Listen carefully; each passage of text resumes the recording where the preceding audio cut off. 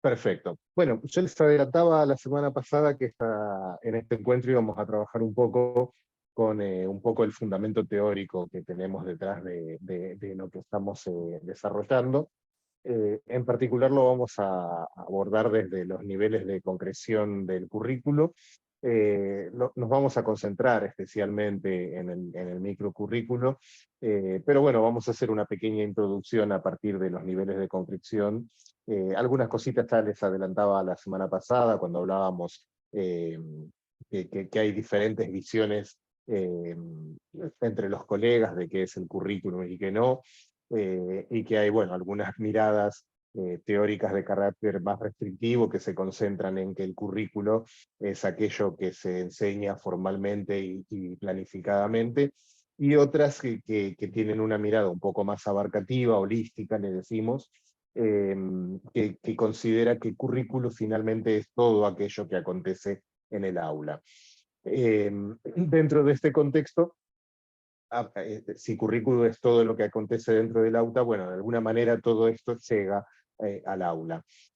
Uno de los aspectos principales sobre cómo llega esto al aula es precisamente lo que nos convoca, que es el tema de la planificación educativa, ¿no? O sea, todas las cuestiones que estamos viendo tienen que ver con diferentes formas de planificar la educación, mediadas parcialmente por tecnologías y combinadas con encuentros presenciales. En este contexto tenemos tres niveles de concreción curricular. Uno es el macrocurrículo, otro es el mesocurrículo y otro es el microcurrículo. Y acá, antes de avanzar sobre estas caracterizaciones, me parece también súper importante recordar, señalar, indicar que también esto es un pequeño objeto menor, igual, ¿no? De controversia, eh, porque bueno, algunos tienen una mirada muy restrictiva sobre dónde poner los límites y otros prefieren una mirada más situada.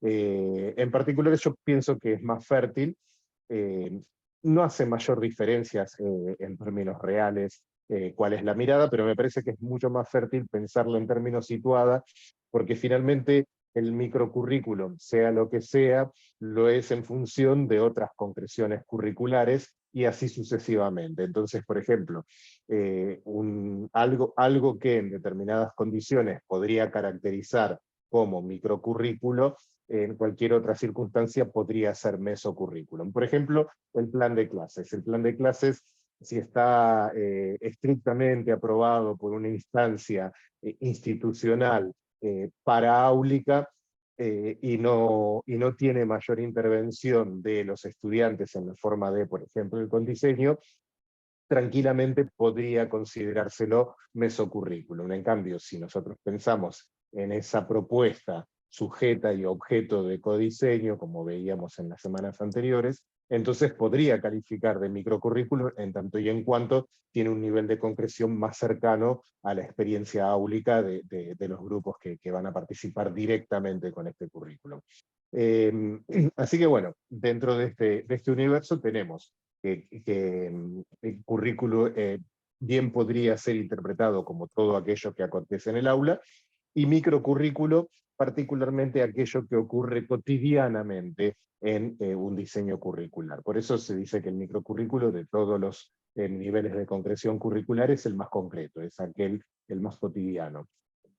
Y bueno, esto que decía, interpretarlos en contexto me parece que es también mucho más fértil, porque nos permite interpretarlos con esta flexibilidad y algunos objetos que en determinadas circunstancias tienen características mesocurriculares, esto es, forman parte de decisiones que no son necesariamente de carácter áulico. En otros contextos esos mismos objetos pueden formar parte de las decisiones de carácter áulica. Y ejemplos, además de este que decíamos de los contenidos que pueden ser reelaborados a nivel aula a partir del codiseño, bueno, aplicaría también a cualquier cosa. Nosotros decíamos que, por ejemplo, eh, la arquitectura curricular tiene, perdón, la arquitectura institucional tiene una presencia, una impronta de carácter condicionante a las propuestas educativas. Esto se me ocurre un ejemplo muy, muy cercano. Nosotros pudimos tener un encuentro híbrido hace 3 o 4 semanas, con muy buena calidad gracias a la generosa colaboración de la Facultad de Ciencias Económicas. Hay situaciones áulicas donde esa experiencia es tremendamente frustrante o literalmente imposible, ¿no? O sea, que los estudiantes que están de manera remota puedan participar eh, casi en simultáneo, que puedan escuchar, que puedan preguntar, pedir la palabra, expresarse, es algo que lo posibilita determinada configuración áulica. En ese sentido, es un nivel de concreción microcurricular. Ahora bien, la arquitectura de una institución no necesariamente es una decisión de carácter microcurricular, sino que forma parte de decisiones institucionales. Por ejemplo, en ese sentido, podemos decir que esa configuración áulica tiene un nivel de concreción mesocurricular. Pero también podríamos interpretar esa concreción áulica como un nivel de concreción masocurricular. Ese tipo de aulas fue posible en muchas de nuestras universidades a partir de un financiamiento transversal generado por el gobierno federal en la forma de los planes BES. En ese sentido, los planes BES no es algo que se decidió en el nivel áulico. Por eso digo que tenemos que pensar siempre en los niveles de concreción curricular en términos contextualizados, ¿sí? O sea, a ver, hay decisiones que podemos tomar, por supuesto, que es lo que veíamos en el caso del codiseño, por ejemplo. Y hay otras que finalmente las podemos tomar, pero en situaciones muy condicionadas. Se me ocurre otro ejemplo. He visto, pocas, pero he visto algunas aulas en algunas universidades que tienen los bancos atornillados a los pisos. No puedes moverlos. No hay un nivel de concreción microcurricular sobre cómo disponer las aulas en ese contexto, a menos que llames al carpintero, al equipo de intendencia de la universidad, y lo más probable es que te respondan que no, finalmente, ¿no? O sea, nadie quiere ir con un destornillador a quitar la fijación de las aulas. A mí en particular me gusta mucho el aula tipo foro, con un diseño de carácter circular, donde nos veamos todos de frente.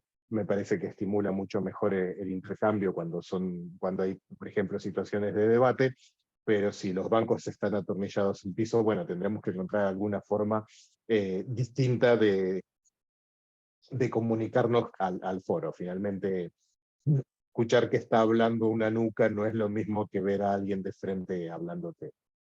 Así que, bueno, insisto, este tipo de cuestiones hay que pensarlas en términos contextuales. En ese sentido también, bueno, es importantísimo también que este tipo de cuestiones, además de ser heredadas, eh, no, no, no necesariamente, no he conseguido en las aulas que tengan aulas atornilladas que me los desatornillen. Eh, en esas situaciones por ahí, siempre que No, hay... no, perdón. No, era para Masur la respuesta, porque Ah, hay una no, perdón. facultad acá que tiene las aulas atornilladas. Le pregunté si las habían desatornillado. Ya. Sí, sí, Claro, no, ya está desatornillada, quédate tranquila. Bueno, bueno, estamos muy progresando. bien. Finalmente, justamente esto es lo que seguía, ¿no? O sea, finalmente a veces nosotros, como somos los que estamos en el día a día de las aulas, somos quienes podemos juzgar con mayor precisión si esa es una buena disposición o no. Y también pensar en alternativas. Está bien que cada facultad y cada universidad es un mundo, pero en la universidad donde trabajo normalmente tenemos algunos patios arbolados con espacios donde los estudiantes pueden sentarse y bueno, a ver, si el aula como está no me sirve y para mi propuesta de desarrollo curricular es súper importante una determinada configuración de carácter imposible, bueno, hay alternativas, a veces hay que ingeniárselas un poco. Y eso, insisto, esto es algo que, más allá de que hay una decisión de carácter mesocurricular, bueno, es una decisión que también puede, de algún modo, y en el caso de que fuera necesario, subvertirse a partir de la intervención del propio equipo de nivel más microcurricular. antes de continuar, me parece importante recordarles que me interrumpan si lo precisan, tanto por el chat como hablando directamente, porque como yo estoy viendo la pantalla con el PowerPoint, no veo a todos, entonces si hay alguien levantando la manita no lo veo. Directamente hable, que no me va a ofender y no me va a impedir retomar el diálogo, ¿sí?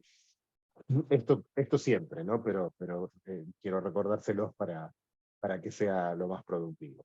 Bueno, estos tres niveles de concreción curricular, que son los que impactan directamente en nuestras, de formas más masivas. Esto que decía, por ejemplo, el ejemplo de los planes BES que beneficiaron a prácticamente todas las universidades públicas del Sistema Universitario Nacional. Aquellos que no pudieron aprovecharlo fue por algún tipo de pereza institucional. La línea presupuestaria para esto, si bien no era idéntica para todo el mundo, estaba disponible para todas las universidades. Ya hemos hablado en alguna otra oportunidad de que las tomas de decisiones, no en este seminario, pero sí en uno anterior, de carácter de administración de las universidades, bueno, tiene varios componentes, además de el presupuesto que otorga el Congreso, luego están las planillas, y luego hay decisiones que se toman principalmente con la recomendación del SIM, pero no siempre son las decisiones más justas. O sea, a ver, finalmente, uno de los componentes que influye a nivel macrocurricular en el tipo de toma de decisiones a veces es la matrícula, pero la matrícula también condiciona muy fuertemente el presupuesto, y finalmente las universidades que tienen mayor matrícula y tienen mayor presupuesto también, y tal vez no siempre son las universidades que más necesitan ese apoyo de carácter financiero. Finalmente todo esto termina impactando en la gestión cotidiana del currículum, ¿sí? Pero bueno, así todo tenemos una mirada que podría abarcar aquello macrocurricular que tiene que ver con aquellas cuestiones mucho más compartidas por todo el sistema, eh, y que está compuesta por factores internos y externos, bueno, como casi prácticamente cualquier nivel de concreción curricular.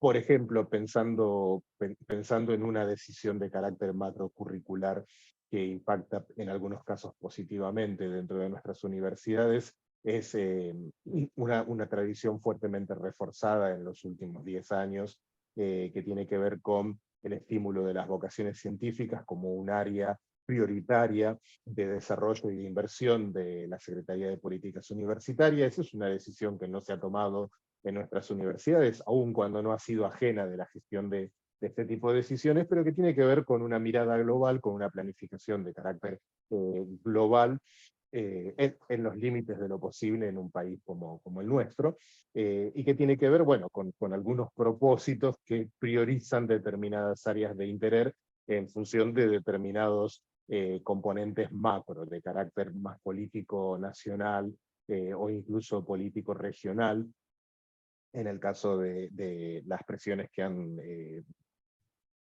podido ejercer los EPRES en esta toma de decisiones. Bueno, finalmente priorizan determinados campos disciplinares sobre otros en función de determinadas decisiones. Esto implica, por ejemplo, líneas de becas particular para este tipo de carreras, algún tipo de incentivo prioritario en la asignación de los recursos de, por ejemplo, el CONICET, etcétera, ¿sí? Como ven, son decisiones que no necesariamente se toman en nuestras universidades y que tampoco, finalmente también tenemos que recordar la característica peculiarísima de nuestro sistema de gestión universitaria, tampoco a espaldas de nuestras universidades, no tanto los rectores en el SIN como los rectores en el Consejo de Rectores, que incluyen a las universidades públicas y privadas, como el nivel consultivo que tiene el Consejo Federal de Educación. Bueno, finalmente participan de un modo indirecto también nuestras universidades en este tipo de decisiones macrocurriculares. Por eso insisto, cuando pensamos en el macrocurrículum tenemos que pensarlo de manera contextuada, ¿sí? Les decía que tenemos algunas demandas externas, algunas exigencias externas. No me gusta ni la palabra demanda ni exigencia, pero sí hay una influencia del entorno. Tiene que ver con esto, ¿no? Con las demandas de la sociedad, con la inserción, con la potencial inserción laboral de nuestros graduados, con bueno, estas cuestiones que estábamos viendo de por qué se prioriza, por ejemplo, a las vocaciones científicas de carácter científico-tecnológico en el sentido de ciencias duras antes que algunas otras. Finalmente, bueno, algunas configuraciones de carácter transversales al sistema universitario que impactan en determinados desarrollos curriculares. Este tipo de decisiones a veces son fuertemente positivas y algunas veces pueden ser suavemente restrictivas.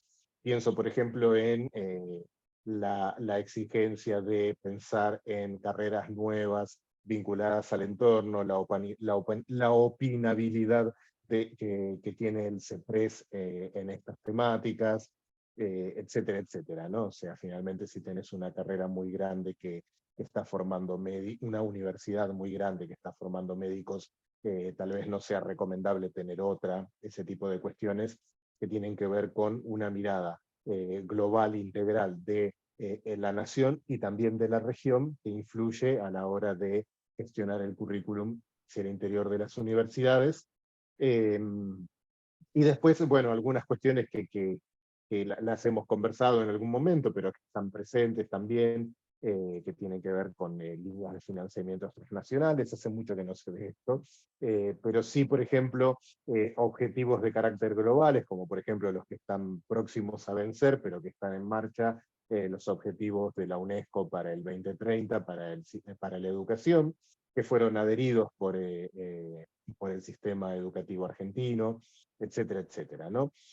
Y luego también es de carácter macrocurricular lo que en algunos estatutos de nuestras universidades aparece enunciado en los términos de visión y visión, que son algunas metas que no están directamente vinculadas a las carreras, pero que tienen que ver con cómo se ve la universidad a sí misma, más allá de la carrera específica en la que estés trabajando.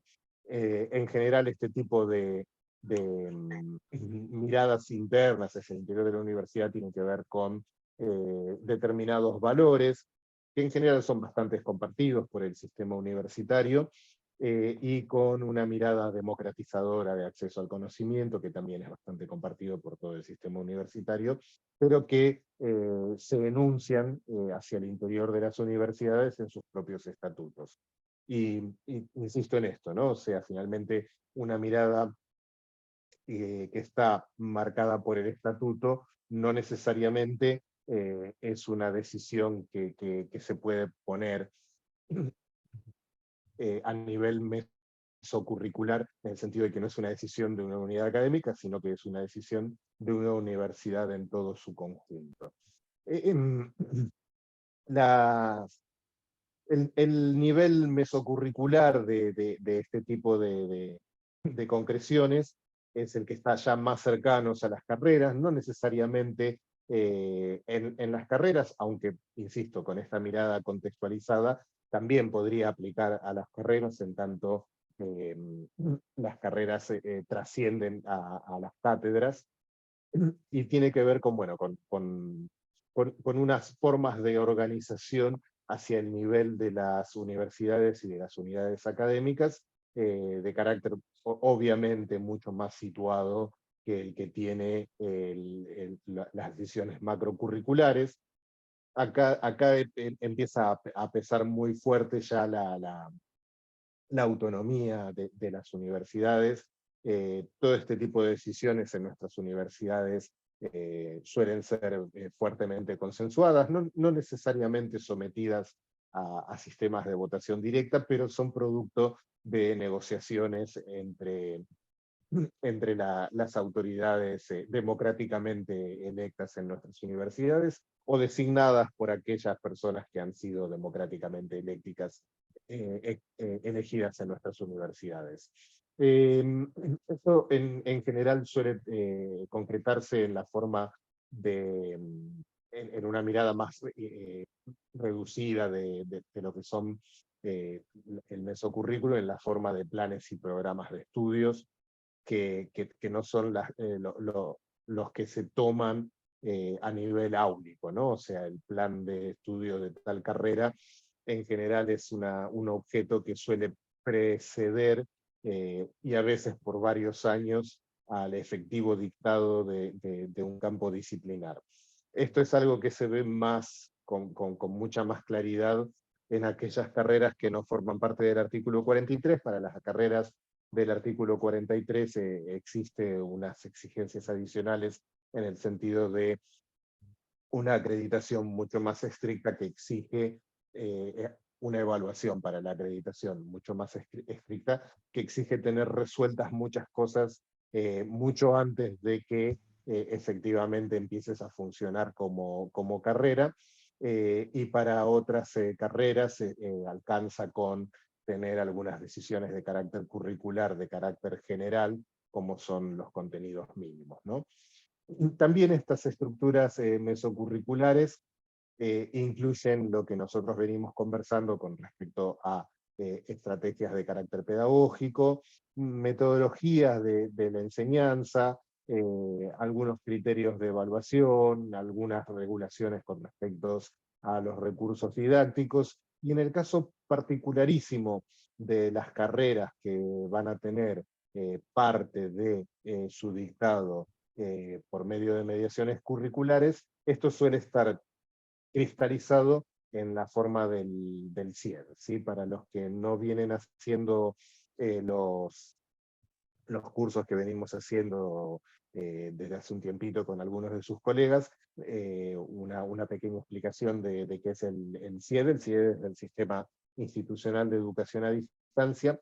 Está compuesto por 7 componentes que están regulados a nivel macrocurricular por una resolución del Ministerio de Educación, que es la resolución 2641 del 2017, y que regula precisamente esto, ¿no? O sea, que las universidades tienen que declarar a nivel universitario, no a nivel de unidades académicas, o sea, a un nivel macrocurricular, las estrategias pedagógicas que se van a utilizar en carreras mediadas por tecnología, la metodología de enseñanza que suele estar enunciado en la forma de un modelo educativo, la modalidad de la evaluación en términos generales y en términos particulares cuando van a ser mediadas por tecnología, la previsión para las interacciones entre los estudiantes y los docentes y entre los estudiantes entre sí,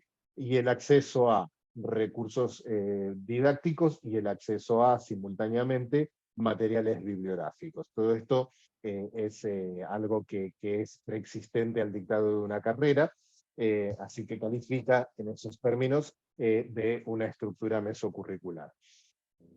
En particular tuve la oportunidad de ver el CIED de la Universidad de Misiones y sé que delega parte de este tipo de gestión en las unidades académicas, pero obviamente este tipo de gestión de delegación hacia las unidades académicas es producto de una regulación de carácter transversal a toda la universidad, que es la que tuvo que someter ante la CONEAU la evaluación de este documento.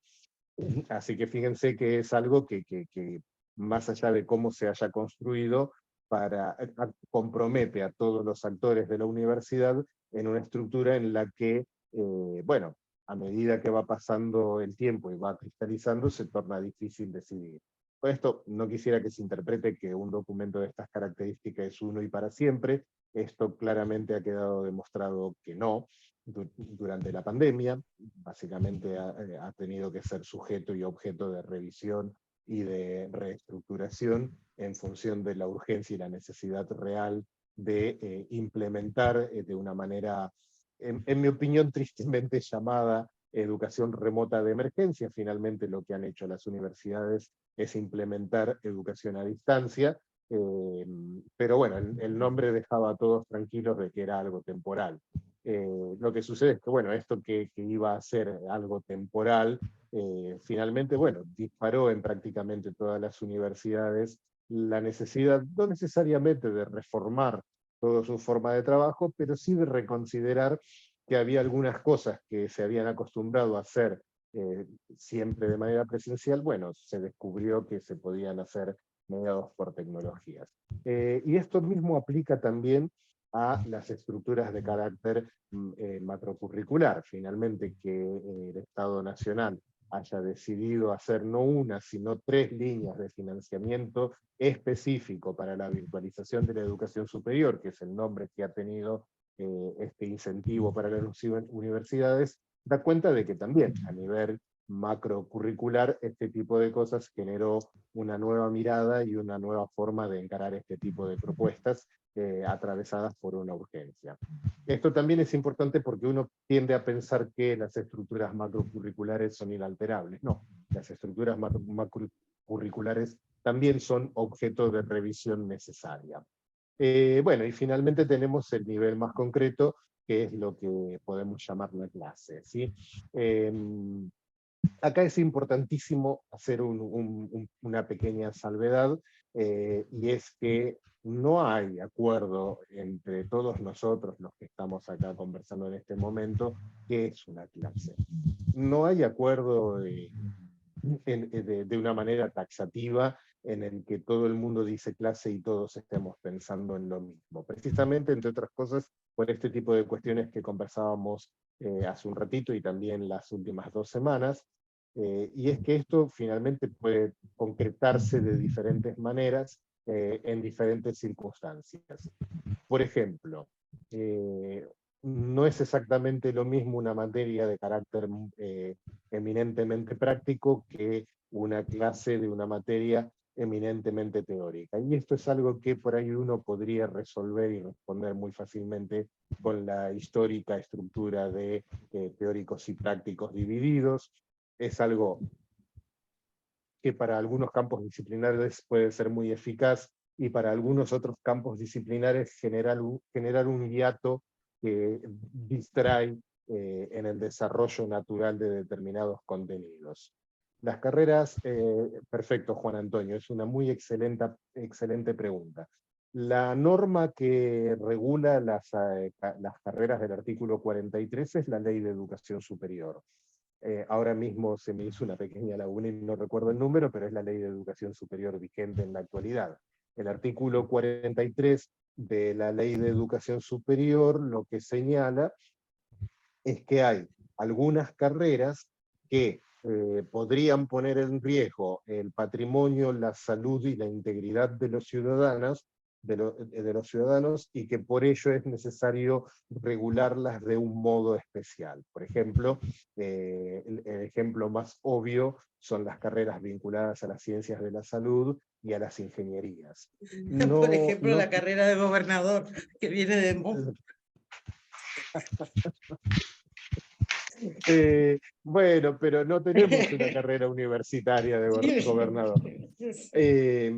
Los gobernadores los elegimos No, lo digo de otras maneras. irónicamente. Sí, claro, no. Lo entiendo. Igual, por ejemplo, bueno, muchos gobernadores son contadores, por ejemplo, ¿no? Bueno, contador público nacional es una carrera que está regulada por el artículo 43, por ejemplo. Es una carrera de reciente incorporación al artículo 43.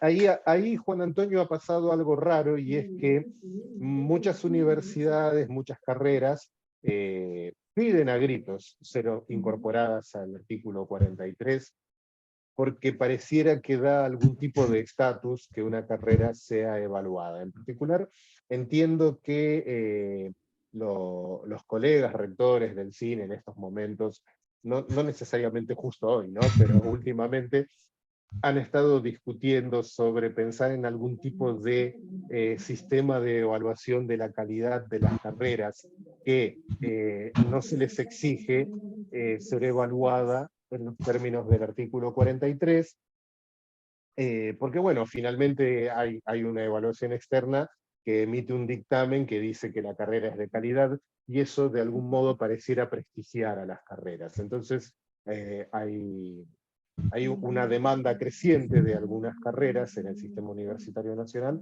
de ser incorporadas al artículo 43. La realidad es que no todas las carreras son objeto del artículo 43. El artículo 43, además, en sus resoluciones reglamentarias, por ejemplo en la 168, en la 162 y otras regulaciones, te pone un poco de palos en las ruedas a la hora de acreditar carreras. No siempre es una buena idea pedir a gritos, por favor, evalúenme.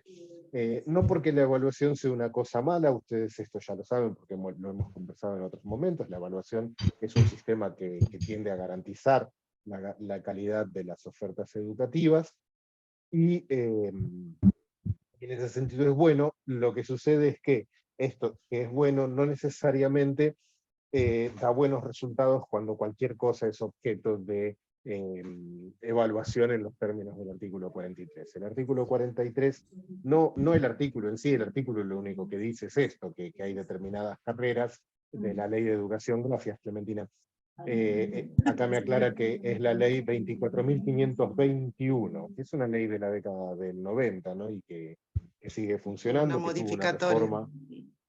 Claro, tuvo un par de modificatorias, una muy fuerte que fue la del 2006, que la llaman la reforma Puig-Gros, que establecía una serie de reglas que, bueno, que algunas universidades han impugnado pidiendo la declaración de inconstitucionalidad, porque parecía que algunas de estas restricciones ponían en tela de juicio la autonomía de las universidades.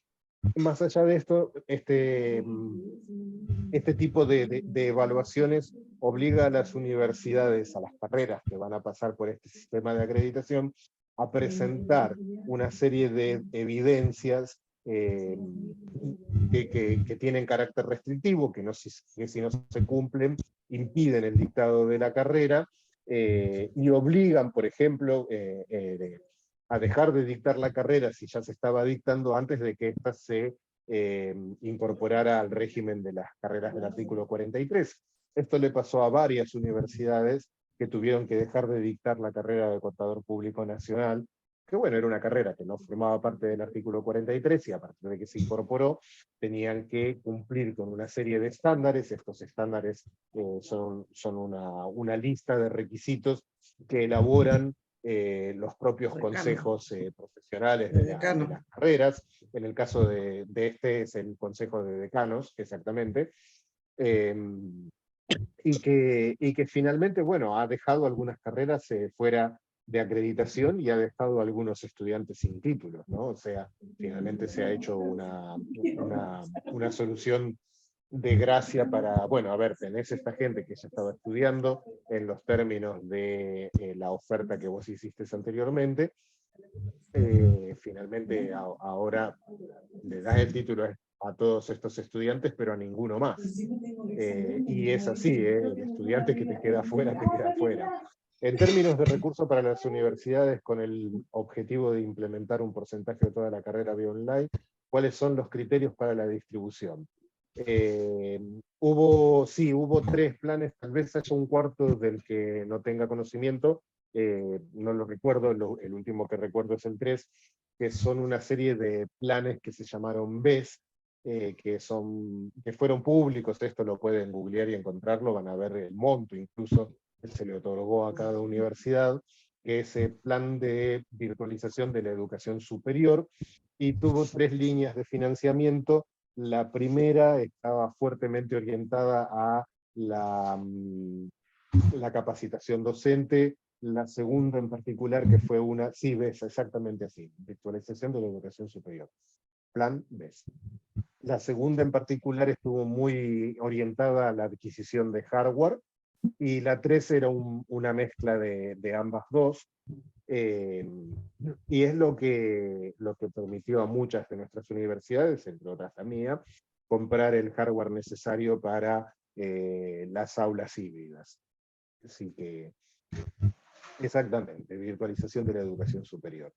Esto es algo que se ha administrado a nivel de las universidades, pero tengo la alegría de haber ido a muchas universidades y ver que efectivamente se utilizó en esto, ¿no? O sea, en líneas de cursos de capacitación, dependiendo de cuál era el plan B. Entiendo que este curso está dentro de lo que es el plan B. La compra de hardware, como por ejemplo el aula en la que tuvimos la experiencia de educación híbrida, y así en prácticamente todas las universidades que se sumaron a esta convocatoria, efectiva, a ver, porque también los documentos eran restrictivos, no era que vos podías tomar el dinero y usarlo en cualquier cosa, ¿no? O sea, finalmente vos podías rendir el uso de este financiamiento solamente en los ítems para los que estaba autorizado. Fue o es, dependiendo de si sigue o, si no, o no, en mi opinión, una inversión súper importante del sistema de educación superior. ¿Sí? Bueno, esto de que no todos estamos de acuerdo con lo que es una clase, ¿sí? Que una clase podría hacer diferentes cosas para unos y otros, es algo bueno, más allá del carácter de obviedad que tiene algunos también unos pequeños, perdón, ahí estuve muteando porque se escuchaban algunas voces de fondo. Cuando quieren hablar, levanten sí, ya lo hice yo. Los apagué a todos. Sí, no, igual no se preocupen, no es unilateral. Cuando quieren hablar, levantan el micrófono y pueden hacerlo. ¿Sí? No era no era mi intención coartar la libertad de expresión, no. Algunas cuestiones que tienen que ver con este carácter diferencial es, por ejemplo, y que es objeto de discusión a nivel microcurricular, es efectivamente qué es una clase también en un contexto de, por ejemplo, una propuesta educativa a distancia de carácter asincrónico. ¿Qué es la clase? El momento en el que el docente escribe un recurso, como por ejemplo yo les armo un libro, me siento, escribo, leo algunas cosas, reviso algunas cosas que estaba haciendo. ¿La clase es eso? La clase es el momento en el que nosotros estamos acá compartiendo, la clase es la actividad que les doy semana a semana, la clase es la reseña que les estoy pidiendo para cada semana. Esto, como pueden ver, es algo discutible y es objeto de debate, no necesariamente de polémica. Finalmente, cada uno puede llegar a una definición de clase de carácter personalísimo, y siempre que este tipo de definición no se convierta en un obstáculo a la hora de efectivamente implementar nuestras clases mediadas por tecnologías, bueno, la definición de clase que nos demos podría llegar a ser anecdótica, pero fíjense que no es algo que esté cerrado. De hecho, el nombre mismo es conflictivo, ¿no? O sea, por ejemplo, los que vienen de las ciencias biológicas saben que cuando hablamos de clase hablamos de otra cosa también, o potencialmente de otra cosa, ¿no? Digo, por ejemplo, las especies se pueden subdividir en clases, ¿no? Entonces, esto que nosotros ya de por sí tiene un nombre de carácter periagudo, cuando es atravesado por el potencial de implementación en entornos híbridos o en entornos combinados, aquí, claro, sí, la polisemia de lo que es clase es muy fuerte entre los campos disciplinares, pero también es muy fuerte hacia el interior de las propias ciencias de la educación, ¿no? O sea, ¿de qué hablamos cuando hablamos de clase? ¿Cuál es el límite de la clase? En mi opinión, pero esto es una opinión nada más, no es una regla, en mi opinión, así como estoy dispuesto a suponer que currículo es todo aquello que sucede en la clase también es todo aquello que nosotros podemos hacer como docentes y como estudiantes para lograr el objetivo último de aprender. ¿Sí? Entonces, eh, cuando hablamos de una clase mediada por tecnología, la clase obviamente es el libro que preparamos para un aula virtual, pero también es cualquier otro material didáctico. También es el encuentro sincrónico cuando lo hay, también es la grabación del encuentro sincrónico cuando se lo hace, también es la actividad que dejas en el campus virtual para los estudiantes, también es parte de la clase responder periódicamente a las consultas cuando los estudiantes las hacen. Hago un paréntesis. Dejaron algunas consultas en el campus virtual con respecto a quien estaba visible en la clase 6, la revisamos con Joel y está disponible. No, no estoy del todo seguro qué es lo que sucedió, pero por lo pronto, si les vuelve a pasar, dos cosas. La primera es prueben la solución de emergencia clásica del campus virtual, que es presionar F5. Si no funciona, presionen F5 junto con la tecla control, y si no funciona, escríbanle a Marcos o a Joel urgentemente, porque a veces puede haber algún inconveniente. En particular escuché que estaba contando Angelina que hubo en las últimas semanas un par de trabajos de mantenimiento con algunos de los sistemas de la universidad, y puede ser, la verdad es que no lo estoy afirmando, no lo sé, pero puede ser que haya tenido algún inconveniente. Y de cualquier manera también, nadie está inmune a cometer algún error, yo entre ellos, así que está bien que pregunten en el foro, pero lo primero que hice cuando lo vi en el foro fue revisarlo. Lo vi hoy recién también, o sea, me tomé el fin de semana largo muy en serio, yo también. Eh, pero bueno, finalmente hay que resolver este tipo de cosas, así que no duden en escribir, no solo en el foro, sino también a Marcos, a Joel o a quien esté a cargo de este tipo de soportes en las circunstancias que fueran. De cualquier manera, igual vamos a poner un recordatorio y las vías de contacto en el campus virtual para este tipo de cuestiones, resaltado porque ya está, bueno, para no generar un exceso de ansiedad innecesario. Segundo, para eliminar cualquier exceso de ansiedad que pudiera ser residual de todo esto, entre algunos de los mensajes me comentaban que ayer o hoy vencía el plazo de entrega de alguna actividad. Por eso no se preocupen. Los plazos de entregas de actividad están puestos como para tener una organización sistemática. Lo habíamos hablado la semana pasada con algunos de ustedes, ahora mismo no recuerdo con quién, pero justamente le dedicamos un ratito a esto porque habían comentado que al estar señalado, sí, claro que sí, ahora lo escribo en el chat. Eh, Habíamos conversado de que cuando nosotros cargamos las actividades con una fecha de vencimiento, aparecen en el calendario, y eso les recuerda a los que están haciendo más de un curso, y por lo que vieran varios, que tienen alguna actividad que resolver. No estoy seguro de haberlo compartido, Alicia.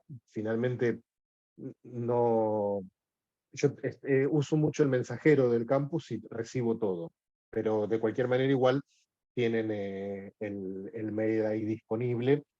En particular, sí, a ustedes que estuvieron en el curso anterior sí les di el mail, eso sí me acuerdo, porque les había dicho que me escribieran en cualquier circunstancia. Pero bueno, no importa, ahí lo tienen de vuelta, si cualquier cosa que precisen escriban, no hay problema.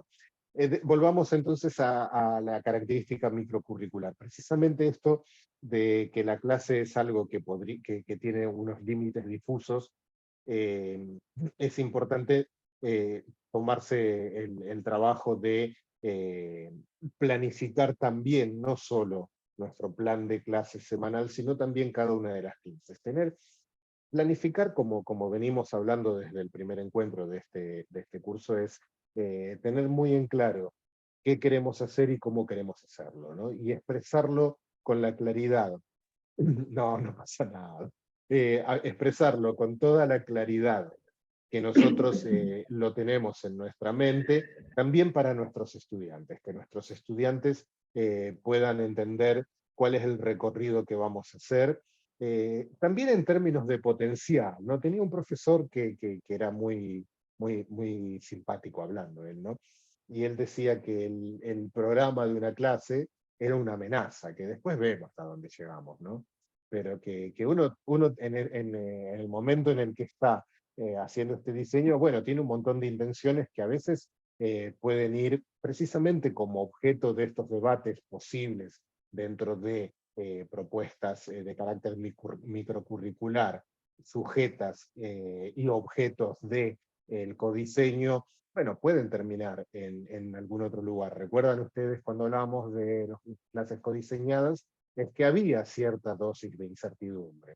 Obviamente igual, eso no nos exime de planificar seriamente nuestras intencionalidades, nuestros objetivos y nuestros contenidos mínimos, eh, pero sí saber que hay otros recorridos y otros caminos posibles. Entre paréntesis, todos los que estuvieron haciendo este ejercicio de pensar el codiseño, bueno, han interpretado cabalmente de qué se trata, ¿no? O sea, hay cosas que vamos a poder negociar y hay otras que eventualmente, si no las podemos negociar, ni siquiera las sometemos al escrutinio del codiseño, ¿sí?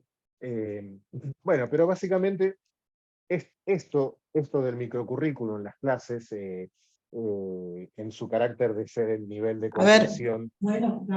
perdón, una pregunta. Sí, claro que sí. No, yo digo, claro, uno no las puede concretar porque evidentemente tiene una normativa, ¿no? Que viene del OMESO, digamos, y que se va a trasvasar a lo microcurricular. Ahora bien, pero uno parcialmente puede ir así, introduciendo modificaciones como modo de ruptura. No necesariamente tiene que ser total y tener una respuesta total. Yo creo que, y te lo digo particularmente, ¿no? Ese es el mayor obstáculo que yo encuentro cuando tengo que producir este tipo de trabajo. Porque quisiera tener todo, me parece que me falta algo, claro, me falta la intervención con el otro. Entonces yo digo, se pueden negociar algunas cosas, o sea, dentro del programa que tenemos, qué es lo que quieren, por dónde empezarían, por qué empezarían por acá, por qué no. Y bueno, y hacer una evaluación grupal. Y nosotros, le decía recién a Angelina, porque yo pensé que hoy estaba bárbara porque estaba en término. Cuando voy a subir el trabajo me doy cuenta que no, que me falta el trabajo la semana anterior. Bueno, me tomaré mi tiempo, ¿qué va a ser? Pero bueno, pero esto es lo que yo te digo, la falta de, porque nosotros en las cátedras trabajábamos muy discutidamente entre los profesores y los estudiantes, y llegamos a acuerdo, inclusive en el mismo momento de la acreditación, ¿no? Cuando te dice, bueno, a ver, ¿y vos cómo te evaluarías? La evaluación no había problema, lo cualitativo. Bueno, ahora, ¿qué nota te pondrías? Entonces, qué sé yo, un día una alumna estaba entre un 8 y un 9. Bueno, para mí es 9. Bueno, para nosotros era 8. Bueno, pues si a vos te parece que es 9, bueno, vamos a ponerte el 9. O sea, ese tipo de negociación, yo no sé si está bien hacerla o no, pero me parece que si vos le das la entrada al otro, también tenés que respetar una cosa muy distinta porque apruebo y no apruebo. Estamos hablando en una cuestión cualitativa fina, ¿no? Me parece que ese tipo de negociación se puede hacer. Ahora, ¿se pone Claro. en la clase? No. Bueno, a ver, no necesariamente no. Hay determinadas circunstancias en las cuales uno puede incorporar estrategias de autoevaluación. En general, yo no tengo ninguna objeción sobre estrategias de autoevaluación. Sí creo que es importante exigir que el estudiante que disiente con una calificación y disiente para arriba, y sobre todo si disienten mucho, es, bueno, argumentame, ¿no? O sea, Sí, no, vale.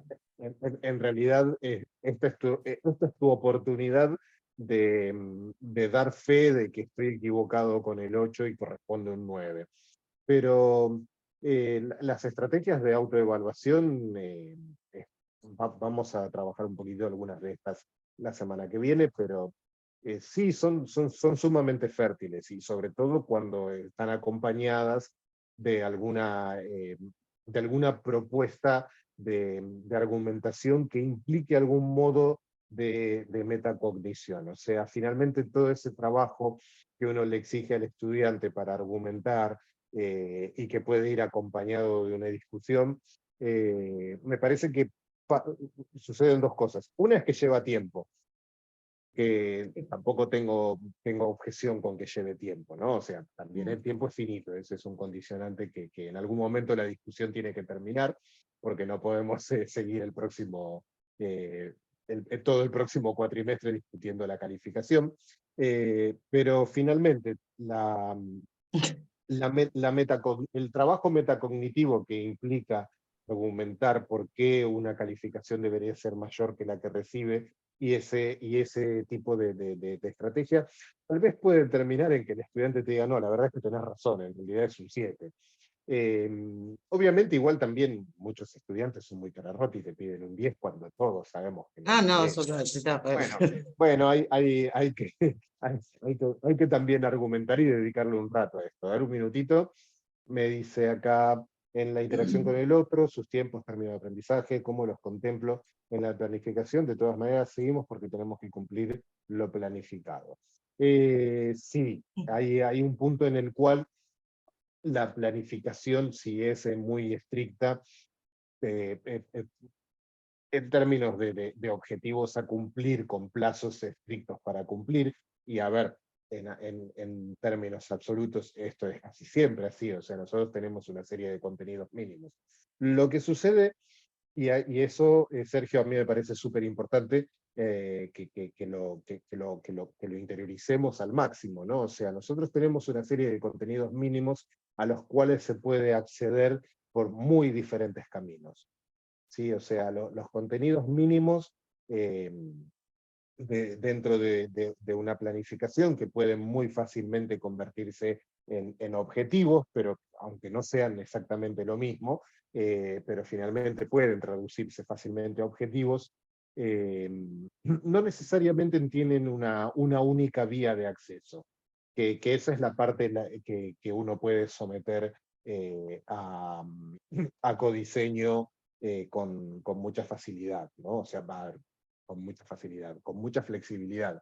Fácil no es nada. O sea, por favor, saquémonos todos de la cabeza la idea de que educar es fácil. En todo caso, algunos lo disfrutan más que otros, pero para nadie es sencillo. O sea, por poner un ejemplo, yo en este curso en particular, en las 2 primeras semanas tenía una media de entrega de 70 trabajos. Trabajos que quiero leerlos. Sí, no es fácil leer 70 diferentes trabajos y ser justo con esa lectura, ¿no? Bueno, nadie dijo que iba a ser fácil.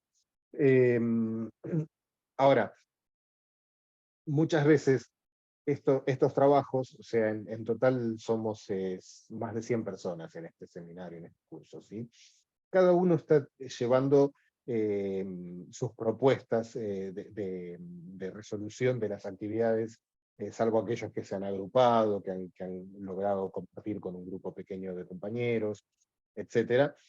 Cada uno está haciendo propuestas personalísimas que requieren también del docente tener una mirada única sobre eso que se está haciendo, y a la vez un respeto profundo por las diferencias de muchos estilos. O sea, la primera es los campos disciplinares. O sea, hay cosas de los campos disciplinares de muchos de ustedes que no sé nada. Hay otras de las que sé porque soy curioso, pero no soy un profesional, ¿no? O sea, he visto unas palabras hermosas que las he escuchado solamente en documentales, ¿no? Entonces por ahí hago algún comentario sobre esto que me especialmente emociona y motiva, pero finalmente no son mis temas. Yo soy pedagogo, soy didacta, mi campo disciplinar es otro. Ahora, eso no me prohíbe a mí ni me impide opinar sobre la estructura y el diseño de las cosas que ustedes están planificando, y lo hago. ¿Sí? Finalmente no esquivo el bulto. Pero insisto, parte de las diferencias de los campos disciplinares hace que cada uno tenga recorrido personalísimos a los que yo tengo que adaptarme desde mi mirada pedagógico-didáctica, ¿no? Y esto nos debe pasar a todos con nuestros estudiantes son todos diferentes y tienen recorridos que pueden ser más o menos divergentes y que pueden llegar a los mismos contenidos mínimos. Que recuerden, cuando nosotros aprobamos nuestras carreras, incluso las del artículo 43, que exigen un tipo de mirada mucho más al detalle, en realidad la mirada más fuerte sobre este tipo de cuestiones está en los contenidos mínimos. Cuando termina el cuatrimestre de nuestra materia, lo importante es, con la mayor de las honestidades posibles, evaluar si nuestros estudiantes alcanzaron esos contenidos mínimos.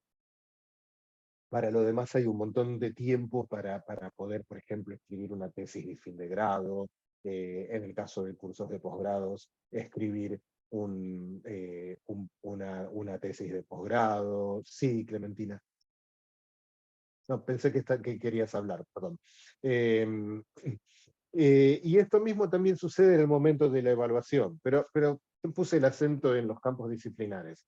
La única diferencia que hay entre nuestros estudiantes, por ejemplo, digo, porque es fácil hacerlo rápido acá, ¿no? O sea, no porque sea el único ejemplo posible, pero también les va a pasar en sus aulas. Las diferencias generacionales también pesan a la hora de producir y alcanzar determinados contenidos mínimos. Y esto no implica que sea una incompetencia de determinada generación alcanzar a estos contenidos mínimos. Pueden alcanzarlos por caminos diferentes y tal vez necesiten andamiajes y apoyos de carácter diferente.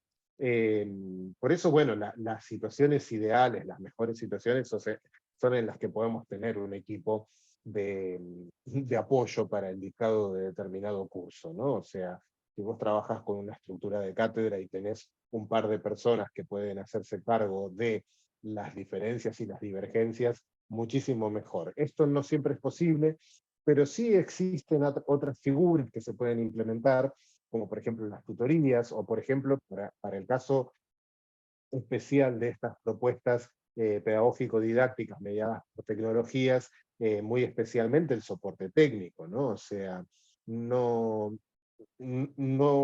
si bien es cierto que todos los que vamos a trabajar con mediaciones tecnológicas tenemos que tener un mínimo de competencias digitales, como las llaman ahora fundamentalmente los europeos, no es cierto que todos nosotros tengamos que saber programar, no es cierto que todos nosotros tengamos que saber diseñar un Moodle correctamente, no es cierto, no, finalmente tenemos gente que puede apoyarnos en este tipo de cosas y tenemos que recurrir a esto. La verdad es que el trabajo en equipo para este tipo de cosas es súper, súper fundamental. Que eso es algo que pretende resolver, como vimos en la diapositiva anterior, el CIED. Si el CIED lo que nos permite es pensar en un trabajo en equipo en el que no necesariamente todos tengamos que hacer todo, ¿no? O sea, finalmente yo puedo ser un excelente contenidista y un pésimo diseñador de recursos didácticos. Bueno, finalmente una estructura como el CIED lo que le pide a las universidades es, mira, tenete un chango que sea capaz de poder desarrollar un trabajo didáctico en equipo con el especialista disciplinar, ¿no? Pero bueno, esto se supone que ya lo habíamos dejado atrás. Bueno, estas estructuras de carácter microcurricular, donde para mí la estrella es la clase, y la estrella es la clase en sentido ampliado, no pensando en la clase solamente como el momento en el que el profesor se para delante del pizarrón y habla como un loco, como estoy haciendo yo ahora, sino las interacciones, las preguntas, las respuestas, las preguntas en los foros, la atención en el soporte técnico, ¿por qué no puedo ver la clase 6? Las preguntas sobre determinados aspectos, como por ejemplo, bueno, ¿qué pasa con la ley de educación superior? No te creas que todo el mundo sabe cuál es el artículo 43. Todo esto me parece que es la clase. Digo, no, a ver, no es solo que me parezca, yo lo afirmo porque soy de esa corriente que considera todo esto del currículo de una manera holística, y no me puedo resumir a la clase es el libro. Está bien, yo soy consciente de que al libro le pongo de título la clase. Es más por tradición que por cualquier otra cosa, porque finalmente para mí la clase no se reduce solo al libro. Digo, si la clase fuera solamente el libro, me refiero al libro de Moodle que les comparto cada semana, bueno, tal vez lo mejor sería que les deje el libro y me olvide. Y no sentarme acá a conversar con ustedes, y no darles actividades, y no leerlas y tal, ¿no? Me parece que este microcurrículo es donde está la riqueza de la interacción entre los docentes, los estudiantes y los contenidos que tienen que desarrollar juntos. Sí, Cecilia Segol habla de la clase aumentada. Hay diferentes formas de llamarlo. En particular, la clase aumentada como término, y Cecilia Segol también lo está empezando a utilizar en esos términos, es el equivalente de lo que llamamos aula extendida. Esto de que que finalmente sería una acepción de clase aumentada como como objeto componente de el aula extendida, que es que en realidad, gracias Mariela, porque es importante. Aparte Cecilia es un amor, mira. Estas cosas las explica muy bien y con mucha ternura, da gusto escucharlas así. Eh, esta aumentada, esta clase aumentada es precisamente la única interpretación posible de un currículum holístico, de un currículum de carácter total, ¿no? O sea, finalmente también es clase la atención que le pones a tus estudiantes y no solo aquello que decís vos. Finalmente también es clase la mirada comprensiva del estudiante que llega tarde, y no solamente hablar del contenido disciplinar, ¿sí? Bien, gracias, Mariela. Bueno, y obviamente, como venimos viendo, estas estructuras microcurriculares pueden materializarse de formas más o menos transversales, como por ejemplo en el caso de los proyectos. Cuando nosotros hablábamos de, por ejemplo, el aprendizaje basado en proyectos, habíamos puesto el ejemplo de la secundaria de Misiones, que permite en algunos casos acreditar los aprendizajes no por cada uno de los campos disciplinares por separados, sino a través de proyectos integrales. Y es esto mismo que poníamos como ejemplo hace unos minutos cuando decíamos, mirá, para hacer una evaluación mucho más detallada de estos aprendizajes, tenés el momento de la tesis de fin de grado, tenés momentos en los cuales vos podés hacer algún tipo de mirada macro, bueno, sería meso, transversal al curso, o sea, no solamente evaluar el curso, sino también evaluarlos dentro de un proyecto como parte integral de una carrera, que eso está muy bueno. Igual, no es un limitante, uno también puede trabajar, como vimos la semana pasada, en aprendizajes basados en proyectos, como una de las formas en las que puede materializar el microcurrículo, hacia el interior de una cátedra de manera aislada. Obviamente te perdés la riqueza que te podría dar un proyecto con una mirada interdisciplinaria, pero finalmente no dejas de ganar la riqueza que tiene el trabajo a partir de problemas reales y situaciones reales que requieren soluciones reales, que es una de las riquezas que tiene el aprendizaje basado en proyectos. Bueno, la distribución de módulos, la distribución de bloques en una materia, lo que llamamos las unidades, cada unidad didáctica que tiene una lógica interna, que tiene una lógica autoconsistente, que lamentablemente a veces esa lógica autoconsistente tienden a convertirlas en islas, eso es una mala idea, pero a veces pasa. Son diferentes estructuras microcurriculares. Y vuelvo a lo que decía antes, son microcurriculares cuando las mirás desde determinada óptica. Por ejemplo, recién poníamos el ejemplo de un proyecto interdisciplinario. Un proyecto interdisciplinario en tanto y en cuanto podría abarcar a más de una disciplina, ya tiene una característica de mesocurricular. ¿Sí? O sea, esta porosidad de los niveles de concreción del currículum son precisamente donde está la riqueza, ¿no? O sea, poder mirar no solo hacia el interior de tu campo disciplinar, sino también por el hombro, a los costaditos, bueno, le da una riqueza más cercana a la realidad. Obviamente los ejemplos son muchísimos, pero me parece que es importante que pongamos al menos uno.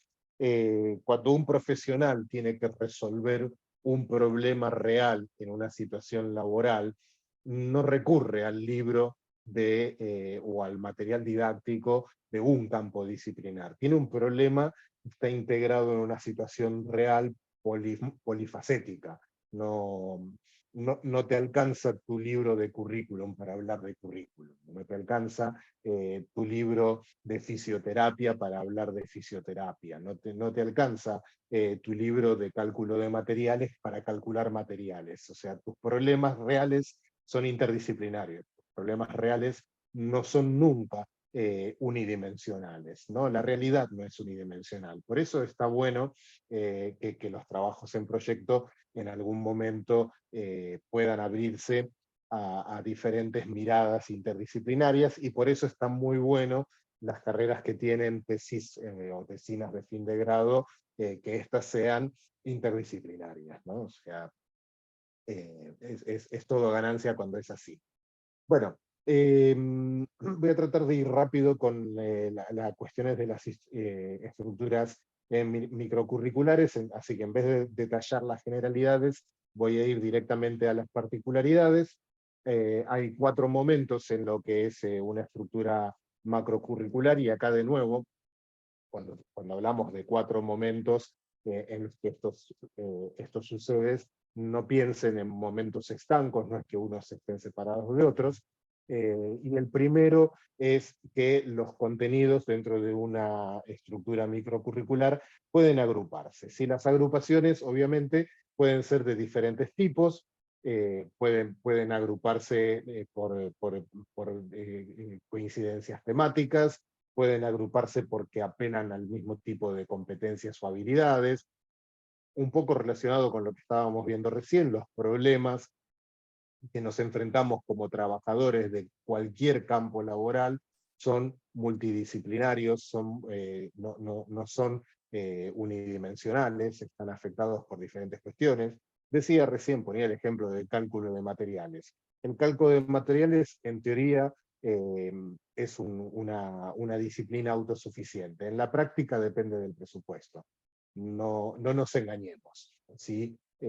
Todos los problemas con los que nos vamos a enfrentar son de carácter multidimensionales. No son unívocos y no pueden resolverse con una mirada que no agrupe contenidos de carácter microcurricular, ¿sí?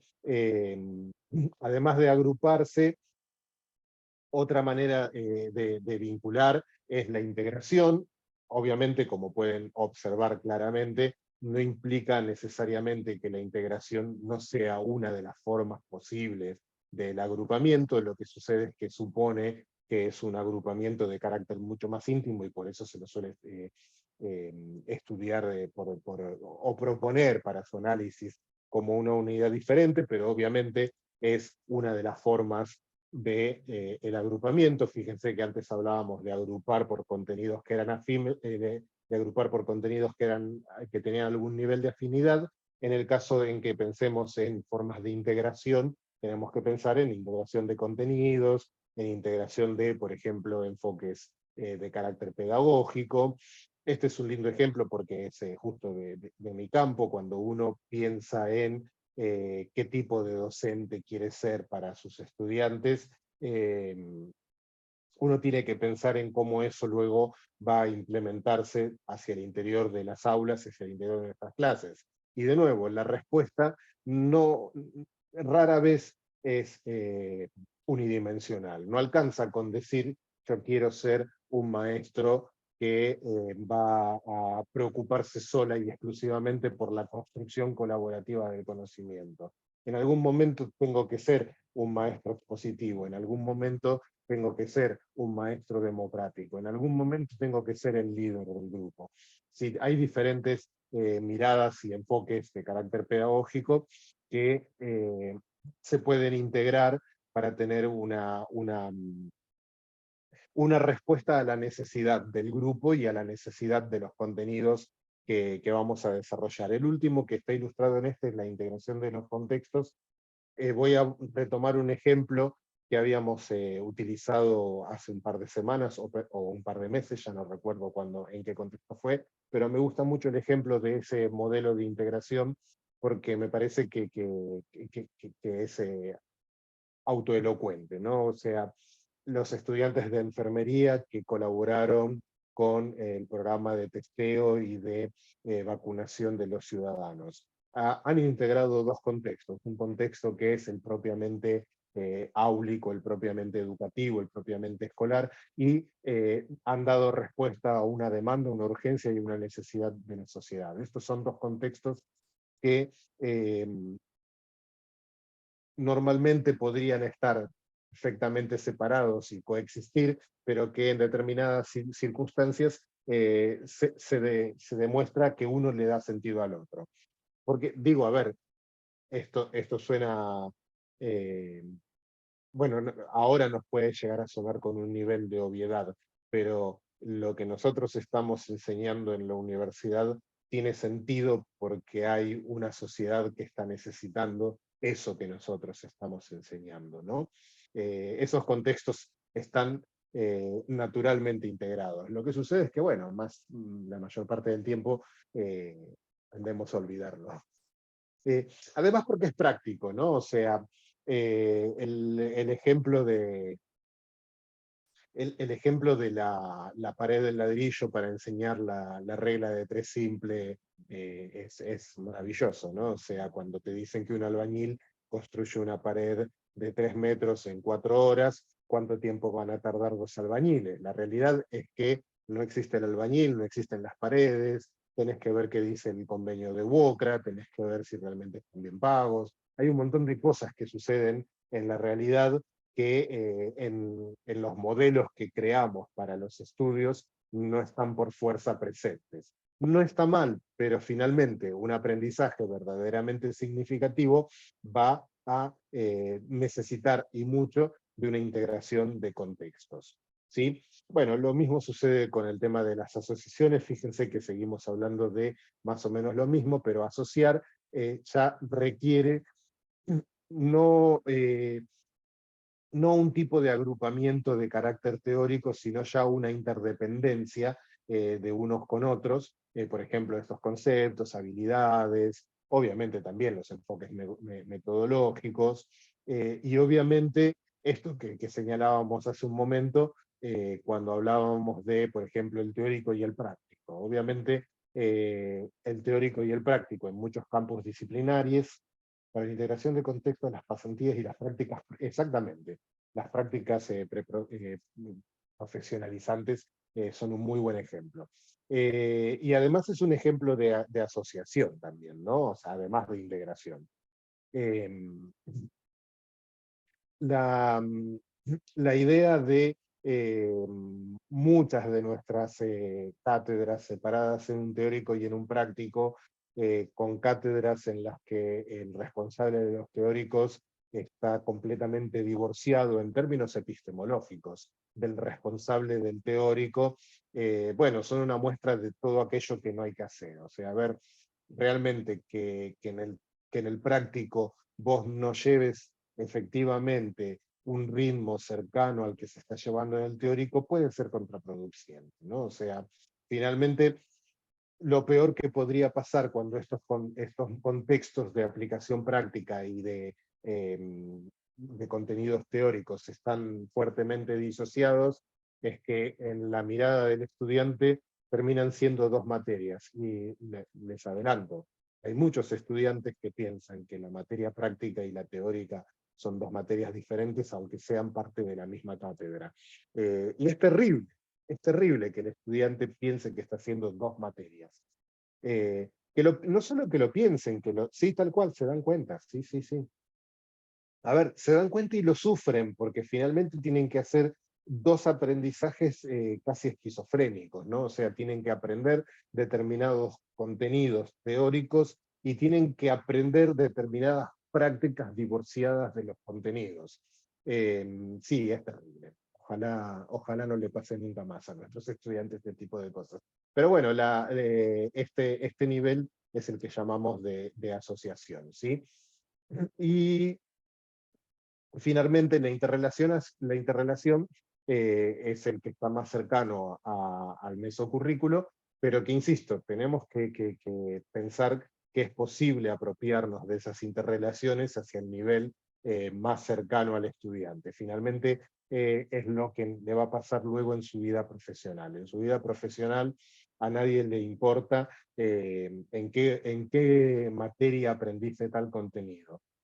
Y no le importa si te sacaste un 10 o un 5, ¿no? O sea, finalmente vos tenés que ser capaz de interrelacionar todos los aprendizajes que hiciste en cada una de las disciplinas de tu formación, y además, bueno, tenés que ser capaz de poder hacer esa transposición necesaria a la vida práctica profesional, que es la que finalmente le va a importar a la comunidad en la que estás inserto como profesional, ¿no?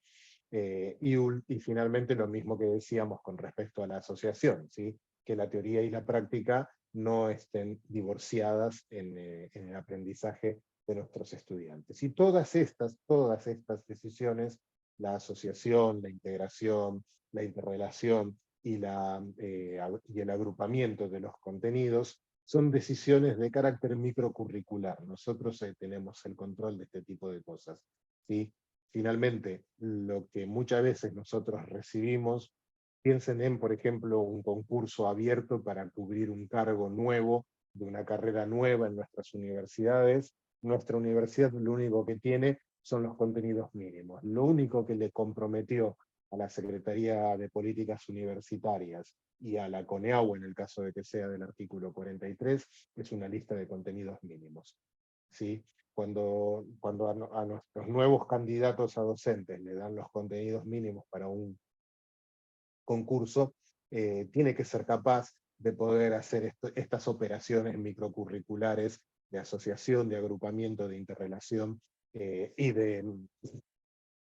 bueno, de hacer estas operaciones microcurriculares, efectivamente porque son las que sus pares evaluadores van a estar especialmente atentos para decidir si está en condiciones o no de tomar ese cargo para el que está concursando, ¿no? O sea, finalmente,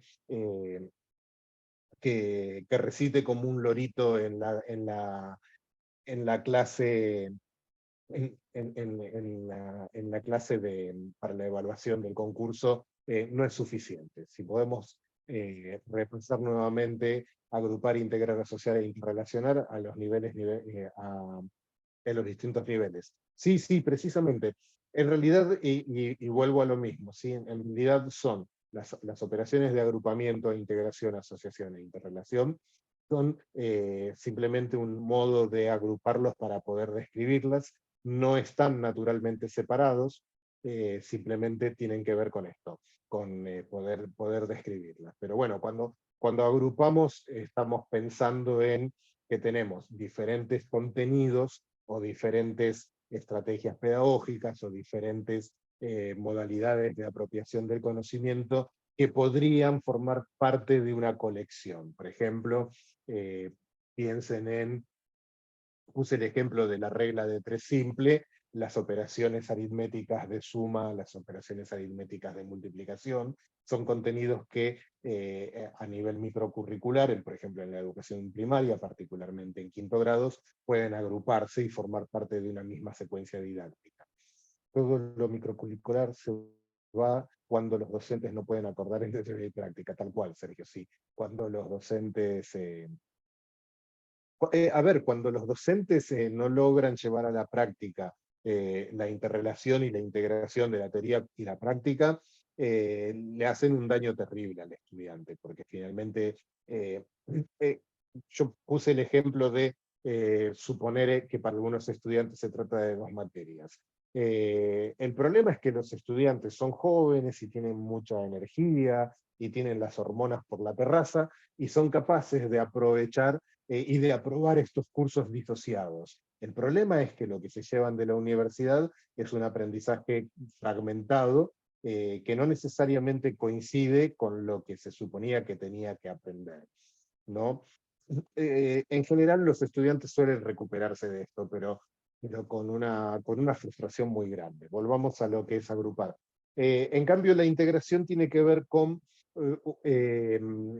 estas mismas operaciones de unificar diferentes contenidos, pero haciéndolos formar parte de una secuencia didáctica de manera tal que sean interrelacionables. Y fíjense que estoy adelantando una de las características. Esto es que, mirad, voy a forzar un ejemplo porque en este momento me parece maravilloso, sé que me voy a arrepentir, pero hablábamos de el ejemplo del aprendizaje de la regla de 3 simple con el albañil que levanta la cantidad de horas, una pared en tal cantidad de horas. Es un relato, es una narración, ¿sí? ¿Por qué no podríamos interrelacionarlo con lengua? ¿No?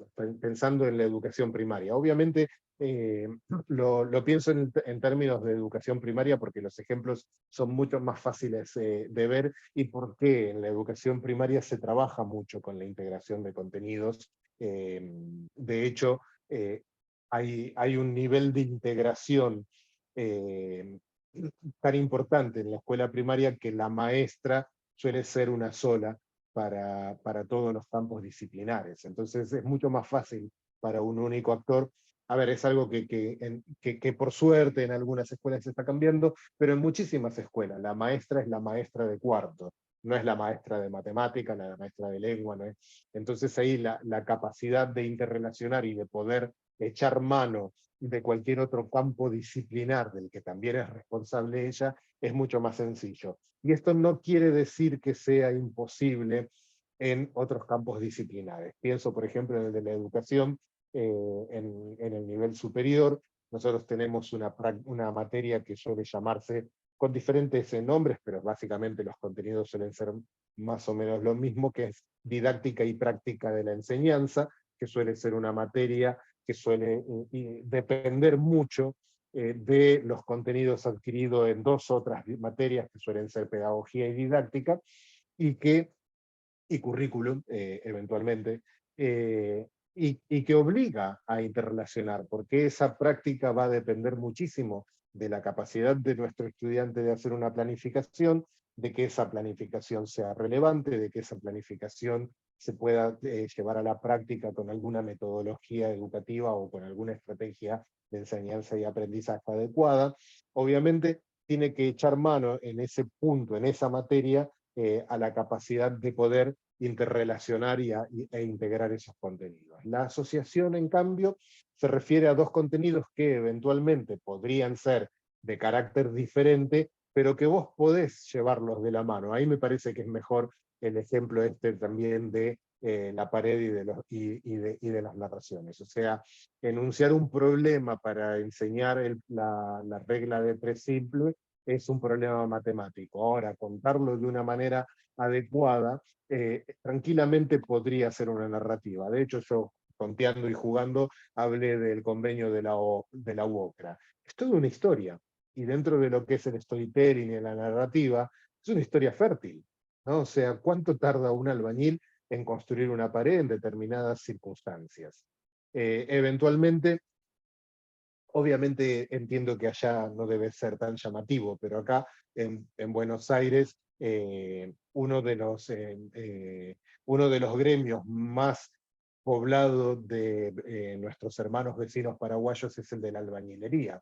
¿Cuánto tarda un albañil si es paraguayo? ¿Qué hace un albañil paraguayo en Quilmes?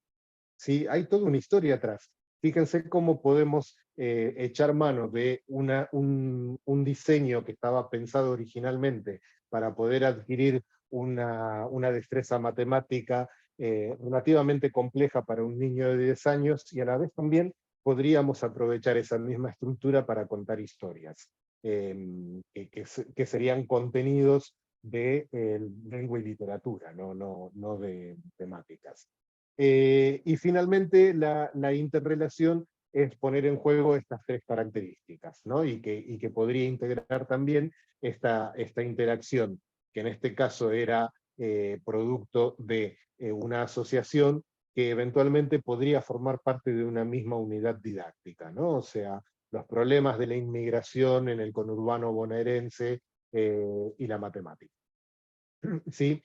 A ver, estoy trayendo de los pelos ejemplos, pero obviamente en todos los campos disciplinares hay ejemplos. A mí el que más me gusta es el de la necesaria interdependencia de los contenidos vinculados a la didáctica y práctica de la enseñanza y cómo son eventualmente imposibles de desarrollar sin una fuerte interrelación con los contenidos de didáctica, pedagogía y currículum, ¿no? Y así en todos los campos disciplinares, ¿no? O sea, hacer recuento de eritrocitos no es algo que tenga sentido por fuera de los análisis de carácter bioquímicos de sangre, y sin embargo es una destreza que también tiene determinadas, bueno, ahora con los microscopios electrónicos no tanto, pero antes contar los eritrocitos en en los vidrecitos que tenían un nombre, ahora ya tampoco me lo acuerdo, requería cierta destreza, ¿no? Y cierta interrelación entre la teoría y la práctica. ¿Qué demonios son los eritrocitos? ¿No? Finalmente, en el momento en el que los contás, importa poco qué son. ¿Sí? Cámara Neubauer. Gracias, Analia. Sí. Me muero de vergüenza de las cosas que digo a veces. Bien, e insisto, piensen en este nivel de interrelación, integración, asociación y agrupamiento como operaciones que no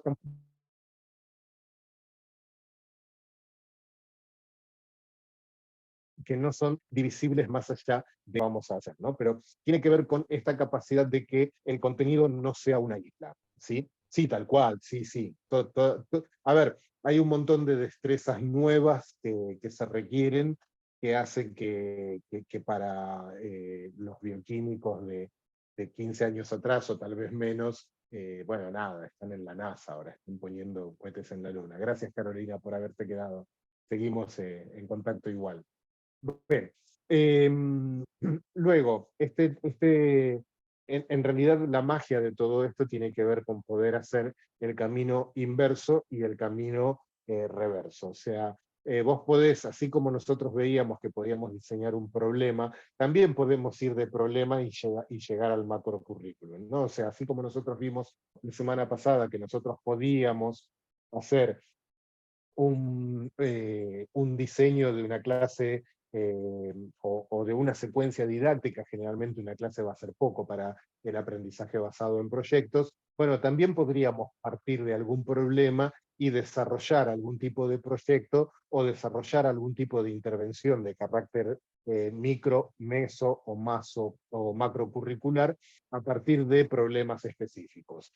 Esto, por lo que hemos conversado en las clases anteriores, es algo que sucede. El ejemplo más rápido es el de los chiquitos de enfermería que estuvieron colaborando con la pandemia, pero hay muchísimos ejemplos, ¿no? O sea, por ejemplo, que en una carrera de diseño gráfico, en vez de hacer un diseño de un isologotipo artificial sobre una entidad que no existe, hacer diseños de isologotipos para instituciones que tienen existencias reales. O sea, hay problemas reales y que necesitan, ¿no? Y que tal vez no pueden pagar un diseñador. O, por ejemplo, el miércoles en la Facultad de Odontología, cuando hacen intervenciones gratuitas para que hagan prácticas reales, que finalmente benefician a la comunidad por medio de prácticas profesionales, estas que hablaba hace un ratito en el chat.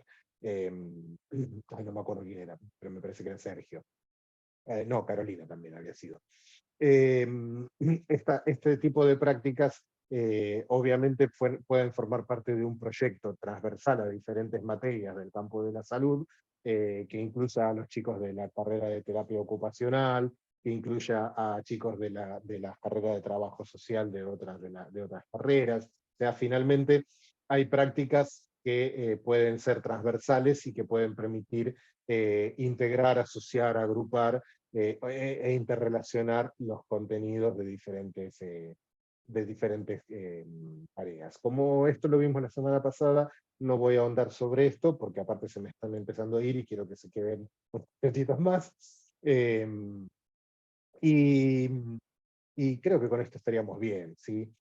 Teníamos una pequeña postilla sobre el aprendizaje ubicuo, que tiene que ver con una de las prácticas microcurriculares más novedosas y más reciente, que tiene que ver con el potencial que tienen los dispositivos móviles para ese momento en el cual la clase va a estar mediada por tecnologías, donde no necesariamente tengas que limitarte para hacer todo ese tipo de operaciones de carácter microcurricular. Sí, exactamente, Burgules hablaba de el aprendizaje ubicuo. Hay varios actores, hay un par de autores que escriben muy frecuentemente sobre diferentes estrategias muy bien ejemplificadas, que son Cobo y Romaní, que hacen este tipo de cosas sobre el aprendizaje ubicuo. Hay otro que es Pardo Kuklinski, que trabaja mucho estas propuestas. Hay propuestas incluso para el nivel superior que están muy bien desarrolladas. Y hay versiones menores que, sin llamarlo de esta manera, de cualquier manera apelan a este tipo de cosas, que es el conectivismo de Siemens, ¿sí? Que también apela a una ubicuidad y a una docencia de carácter distribuida en la forma de expertos que podrían ser contactados a partir de la existencia de las redes y de las redes de Internet principalmente, pero también de las redes sociales, donde vos podrías contactar a un profesional de casi cualquier campo disciplinar para interpelarlo de manera directa. Con irregular suerte, hay gente que le gusta hablar de lo que trabaja y hay gente que está recontrapodrida o que tiene ganas de descansar en sus ratos libres, ¿no? O sea, finalmente el universo es más complejo de lo que dicen los libros. Pero bueno, finalmente existe esta posibilidad de que estas operaciones microcurriculares se descentralicen, se vayan con los estudiantes y dejen de ser una actividad que suceda exclusivamente en el espacio áulico, sea este presencial o virtual. Finalmente la disponibilidad de este tipo de dispositivos y el acceso que tiene gran parte de nuestras comunidades a este tipo de dispositivos hace que esté bastante lejos de ser una fantasía. Es algo que tiene, bueno, este potencial, que tiene además estas características que están directamente vinculadas a las cuestiones vinculadas a las tomas de decisiones microcurriculares, a aquellas cosas, hasta luego María Clara, nos vemos, aquellas cosas que están vinculadas a lo que veíamos hablando cuando hablábamos del aprendizaje cooperativo y el potencial que tenía para pensar en un aprendizaje mucho más personalizado que el que podríamos hacer con otro tipo de propuestas pedagógicas. Obviamente las características vinculadas al tipo de aprendizaje HyFlex del que estuvimos hablando hace 2 semanas, y obviamente las vinculadas al que vimos la semana pasada, al aprendizaje basado en proyectos, ¿sí? Y finalmente, y de esto no voy a desarrollar mucho porque vamos a hablar la semana que viene, obviamente un modelo de aprendizaje ubicuo basado en estas características y disponibilidad de estas tecnologías nos habilita a pensar en estrategias de evaluación en tiempo real. Y ahora vamos a abrir un pequeño espacio para preguntas y diálogos, pero por hoy, en términos de contenidos, eso sería todo. Muchas gracias por la paciencia.